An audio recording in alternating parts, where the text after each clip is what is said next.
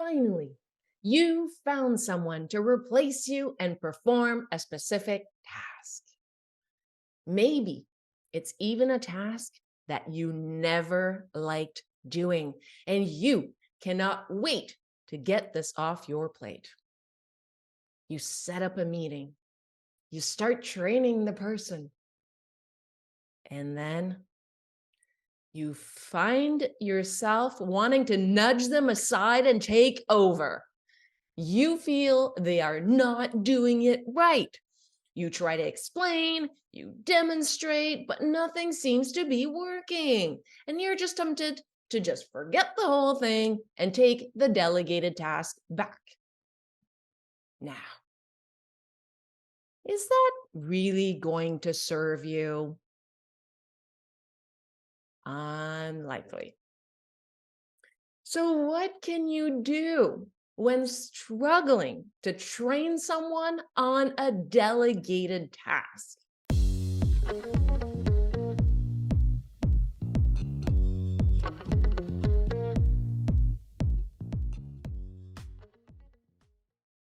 Well, the first thing to look at is ask yourself, was the task the right one to delegate?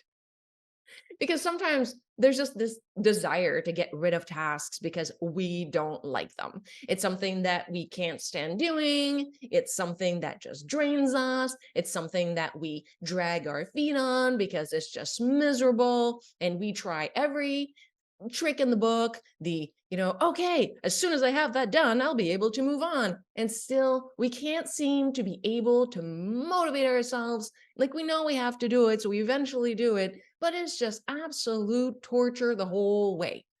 So, those are the ones that we tend to just be like, oh, get rid of this. I can't stand this. And just we pick those to delegate. But it doesn't always make sense because those are not necessarily the right tasks to delegate. So have a look at the impact that the work has. Think about, should there be a mistake, would the consequences be dire? Like, could you lose a client? Could your revenue be halved?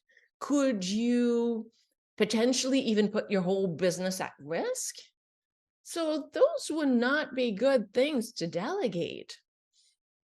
And if it's just a question of, well, it would be embarrassing, but it would be excusable, that we can live with. So you really want to make sure that what you're delegating doesn't come from a place of frustration, although it can, doesn't mean that the two don't go hand in hand, but just make sure that it is something that, should there be a mistake, that it wouldn't be something that would be overly detrimental to your organization. I would hesitate to fully delegate that unless you're very sure that the person can truly execute it masterfully. As part of this exercise of reviewing whether it's a task that should be delegated in the first place, does this task require too much of your review and approval before they can accomplish it? Because if you spend more time reviewing and approving than actually doing, and that's consistent, not just because they're new and it's the first time or the first two times or the first three times, but if it will continuously require this level of involvement, maybe we can look at delegating something else. Because why would you want to spend more time doing that? Or even if it's equal time, maybe you should look at something else. Okay, even if it's something that you really don't like, maybe there's something else that they could be doing that would advance the business better. So that may not be the right task. One way to verify whether it's the right task to delegate, consider writing out how to perform the task, like step by step, and then watch them follow the steps. Is there a lot of information that that isn't being shared? Now, if it's just a case of, okay, I need to train them a little bit, that's one thing. But is this information that would take someone years to gather and they don't have it? Then that might not be the right task, or it might not be the right person. We'll talk about that in a moment. But right now we're talking about the task. So look at that, consider whether that was the right task. Also think about how sometimes, we are so knowledgeable about something that we forget what it's like when we started.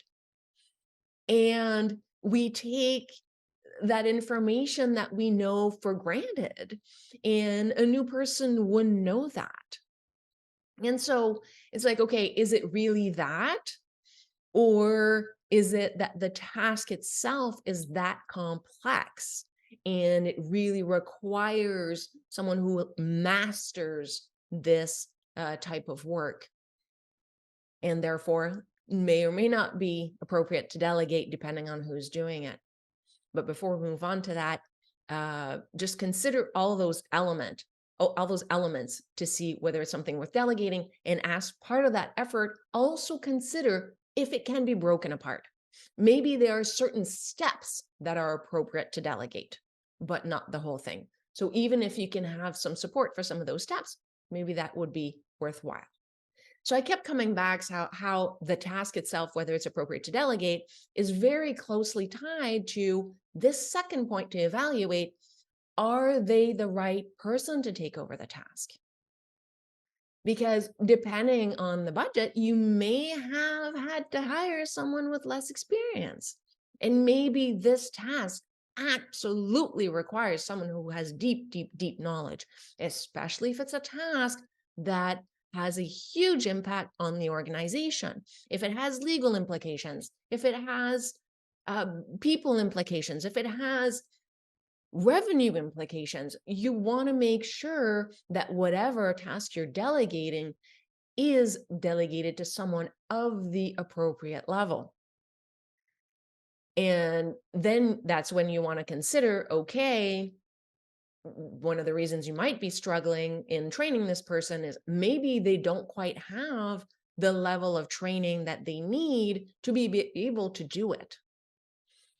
And is it a question of, okay, I'm just going to train them a little bit and then they'll be able to do it? Or is it, this is going to require significant training for the person to be able to do it? Then it might not be the right person. Like a couple of things that might be a good indication that it won't take long to train somebody up. As if it's a tool, usually tools can be learned pretty quickly. So if it's that, typically they'll pick it up fairly quickly. If it's knowledge of the company itself, yep, usually that gets picked up pretty quickly.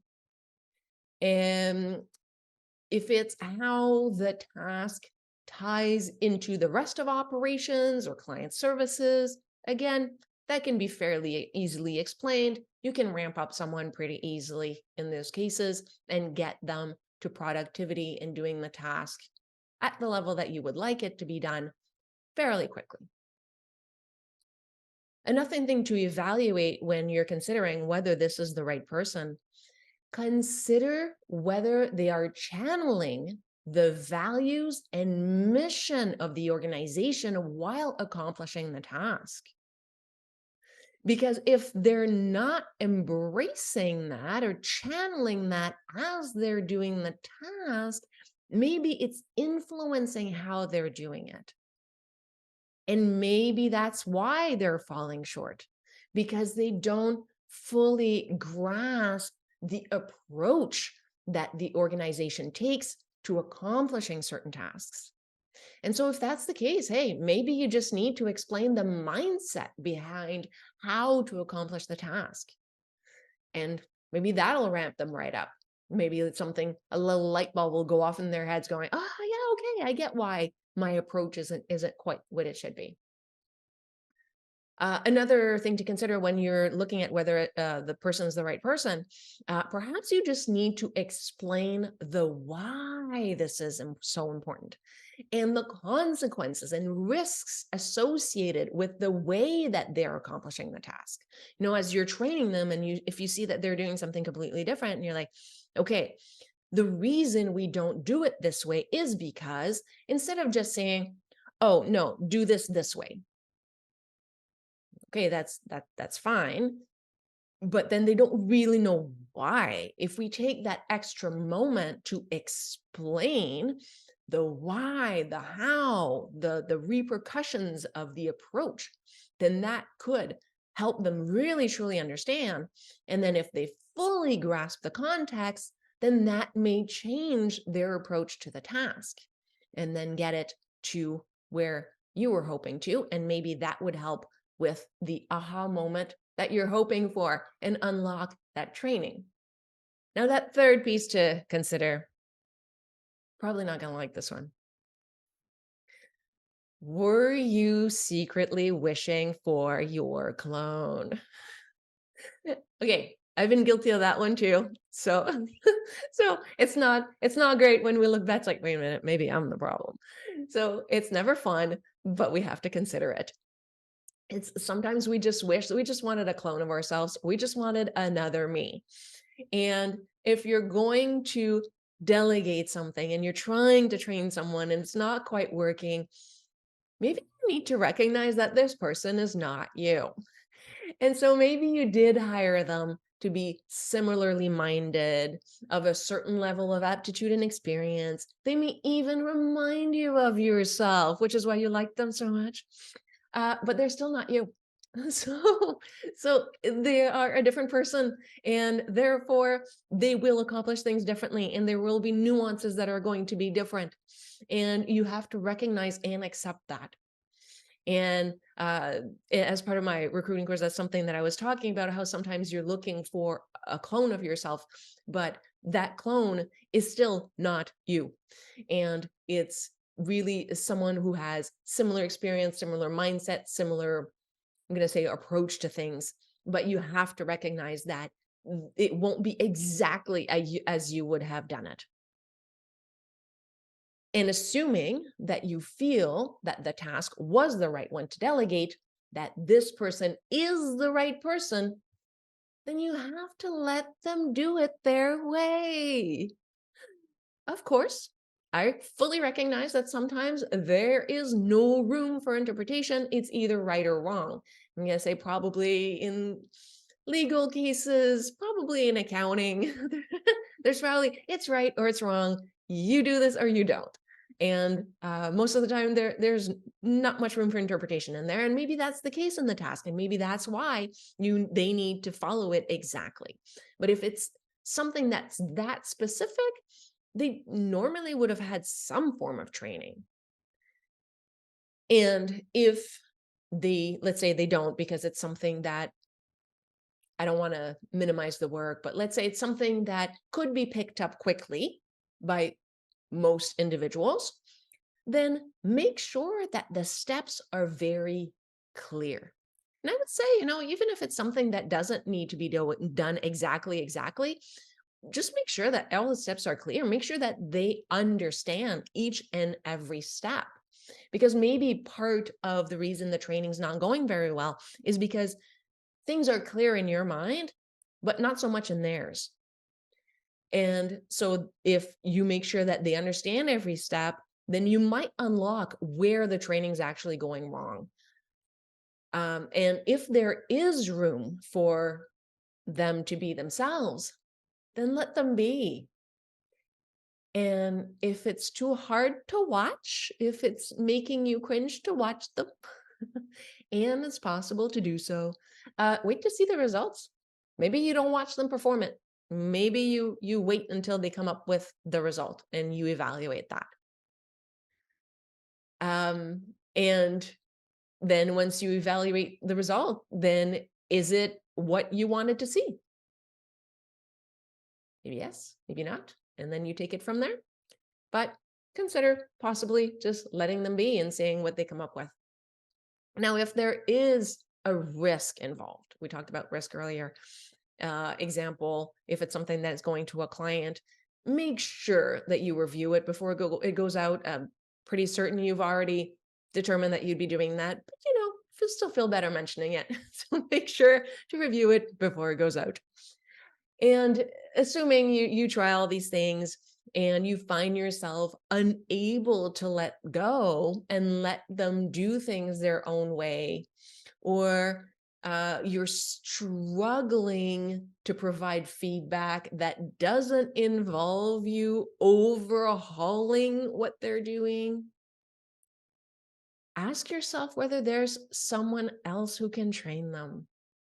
Maybe normally you're the person who trains them, but you know what? This time it's not quite clicking the way it should be. So maybe there's somebody else on the team who is doing it who could teach them, or somebody else who maybe hasn't done it in a while, but reading your list of steps could accomplish it no problem and take them through how to do it. So consider that. And if there isn't, and no, it's truly you're it, then work on recognizing that you hired them for a reason, and try to focus on building trust in their capabilities. So when you're doing all these things and you are trying to figure out how to unlock this training that isn't going very well, try various approaches.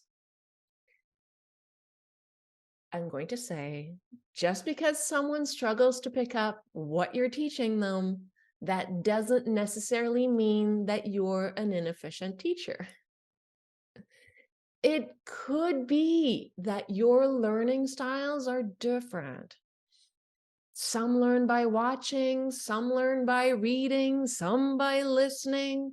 Now, I know that I try to hit all of these and incorporate the doing as well.